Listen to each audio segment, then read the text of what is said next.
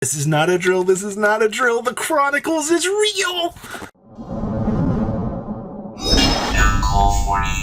Okay, make sure you guys smash the living crap out of the subscribe button so you guys don't miss out on more awesome content. We have double visuals on both sides of me right now telling us that the Yu-Gi-Oh! Card Game Chronicles is in fact real.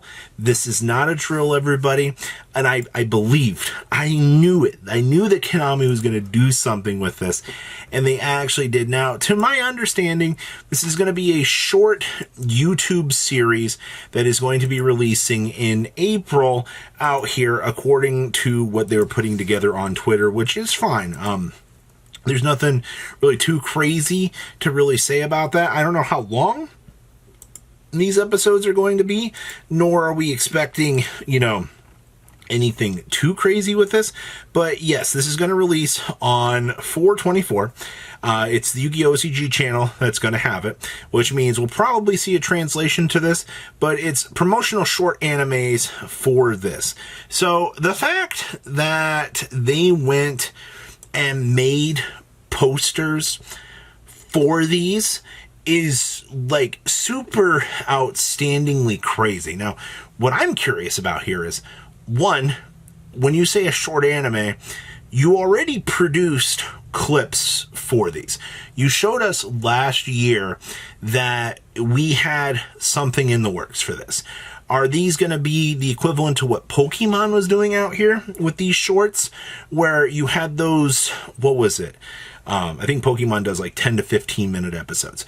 I'm assuming that that's what we're going to have here. Quite possibly, considering the fact that both of these stories, if they're going to adapt the Sky Striker manga here into a short anime, I'm particularly concerned with how much they're going to use. But to be fair, though, in terms of canon, it's going to come down to, are they going to adapt off of the manga, or are they going to adapt off of the lore based on the cards? Because I think you could get a 10-minute lore video or a 15-minute video out of this. Number two, on the Dogmatika side of the equation over here, there is a lot more to be had with that side that I don't think you're going to get a super short and sweet video out of that. I feel like there's going to be more to that than initially meets the eye. And Konami knows that they need to start doing animations. All right. And I think that this is, once again, a step in the right direction out here, that we are finally understanding that we need to get off of our asses and we need to start promoting this game.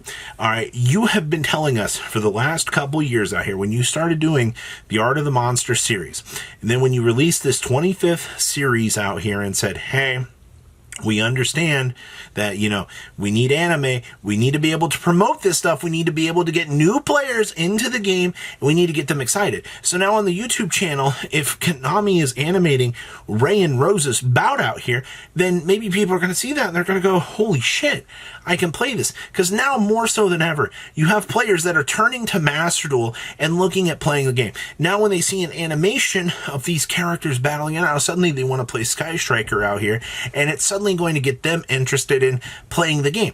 Like, that's what you want to be seeing. Now, same thing over here with Fallen of Albaz. Now, the problem with Fallen of Albaz is the lore is technically done. All right, Konami pretty much sealed the book on that and called it a day.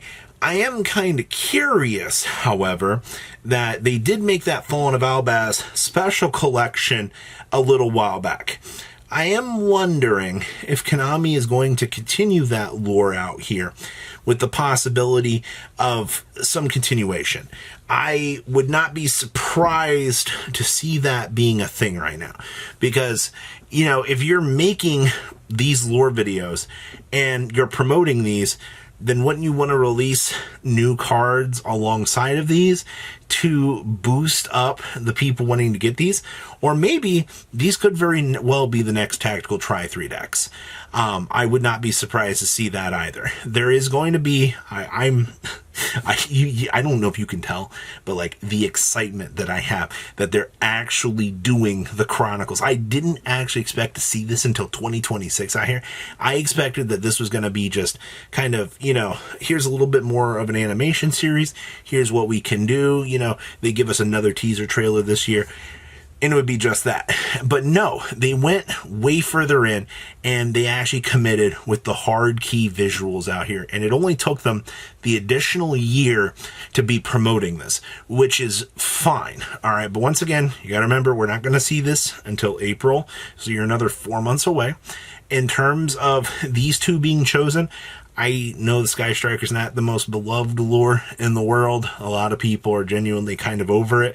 I mean, it had 2019, it had one of the scariest decks in the game's history, and it really, really rustled a lot of those jimmies. But Konami understands that the waifu sells. And also, look how adorable Rose is out here. Also, I didn't realize that Rose was so much shorter than Ray. It kind of looks significantly shorter, actually.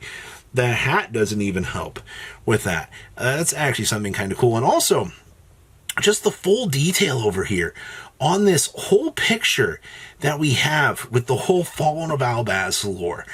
Like, the colors are so stunning. Like, I'm sorry, Sky Strikers, I enjoy you as a deck, but, like, I am so into this, like, visual for this. Like, holy crap. You even get to see little Mercurier over here. Like, freaking Mercurier's part of the lore. He's actually doing something. I also see that Fleur de Lis is up front and center. I do see Fallen of Albaz. I do see a little bit of the Spriggans ship here.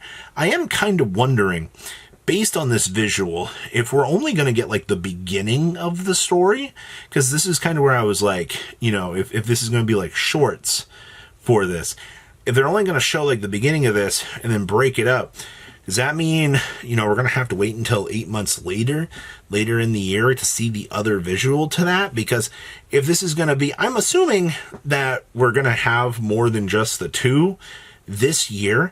This is going to be one of those things that's going to be a little bit more drawn out over time. Or, these are the only two that they're going to have prepared, and we're going to have to wait until next year to get this. But this is by far the most positive thing I've seen out here. There's more news that came out of Jump Festa that we got the Legendary Art Collection.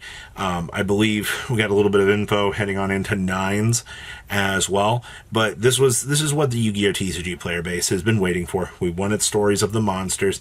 You have an amazing visual over here that showcases what is to come.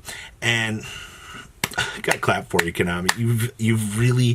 You're bringing this game to life. You have finally understood that there is a world beyond the monsters, beyond the characters dueling. You have lore that has always been spun into these cards. You have stories to be telling. And it's always been cool that the cards themselves have had, lore. But it's taken 25 years for Konami to realize and go, hey, we need to be able to tell a story here.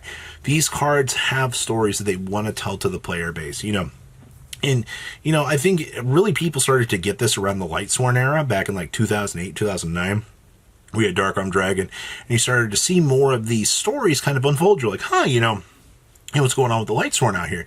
These cards are starting to tell you this story that, you have this, you kind of had the Gladiator Beast. They had a story, but it wasn't really too developed all that much. I would say it wasn't going to be until probably, I almost want to say like the mid 2010s, like maybe 15, 16, 17, that more of these stories kind of started to come together and weave with this. Like, there were stories, yes, but it's not the way that it is now. You're seeing way more fulfilled backgrounds and things, with the Master Duel events and things like this as well. You have all of this excitement with these characters and these backgrounds. And, these characters are becoming beloved parts of Yu-Gi-Oh! Like, there's a lot to take in with the lore in this game, and I've developed a deeper appreciation for this. Yeah, it's cool watching Yugi use these cards, 2-0 Evil Underwood straight into the ground with Breaker yelling, the whole time, but this is a different story because you get to see the life of these cards and the journey that they've been through and their story. It's a much different approach, and it really does change the perception of this. So what do you guys think about this? Are you guys excited? Please leave a comment down below. Tell me what you guys think, and I will see your beautiful faces back here later in the day, guys. Patrons, thank you.